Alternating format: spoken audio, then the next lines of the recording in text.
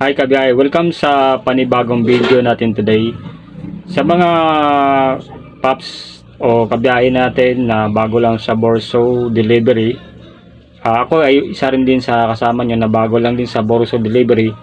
Ang may bahagi ko lang sa inyo today ay yung kung paano natin mailipat yung ating Borso wallet sa ating Union Bank account. So ang pinaka natin dito is bago tayo maglipat ng ating kita sa ating mula sa ating Borso wallet, ay requirements talaga na mayroon tayong Union Bank account.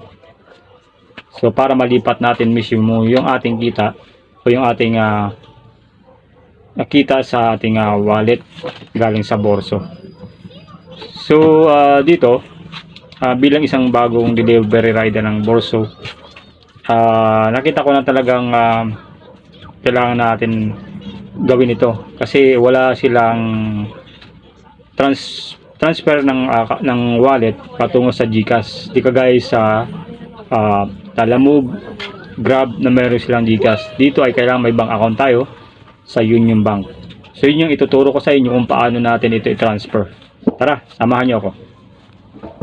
Mga paps, gamit itong ating Android phone, hanapin lang natin yung ating na-install na Borso Delivery Rider app at i-click lang natin.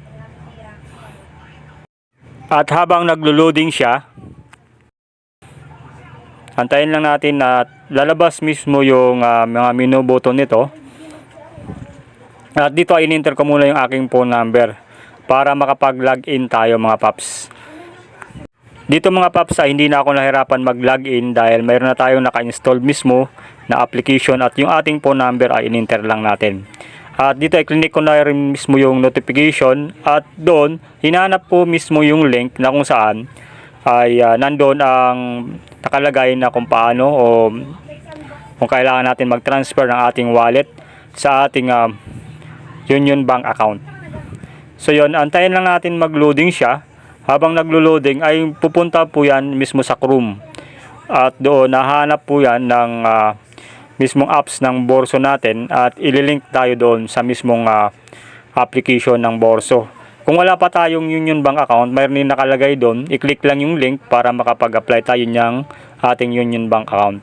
So dito ay mayroon tayong i-enter na email natin. I-enter mismo natin yung ating email. And then ilagay din natin mismo dito yung ating rider name at yung ating Borso Delivery ID number. Makikita ito sa ating profile sa ating Borso account at meron din makikita din natin ito sa ating Borso ID. At ilagay din natin dito yung amount na ating gustong i-withdrawin magmula sa ating Borso wallet. Paalala lang na magtira tayo ng 100 pesos sa ating wallet para matuloy yung mag-process nito. Dahil pag hindi tayo nagtira, hindi agad mapaprocess yung ating request.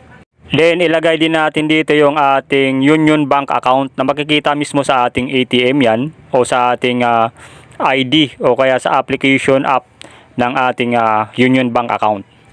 Then ilagay natin sa remarks yung cash out. Then click submit.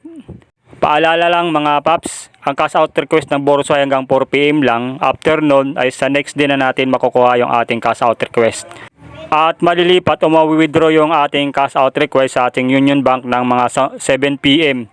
So doon pa lang natin ma-withdraw yung ating request na pera papunta sa ating Union Bank account. Tabi sana may natutunan kayo sa video na ito at kung may nais kayo sabihin ay mag-comment lang sa comment section ng video. At paki-like na rin at paki-subscribe para lagi kayong ma-notify sa aking mga latest video upload. Maraming salamat, kabiyahe.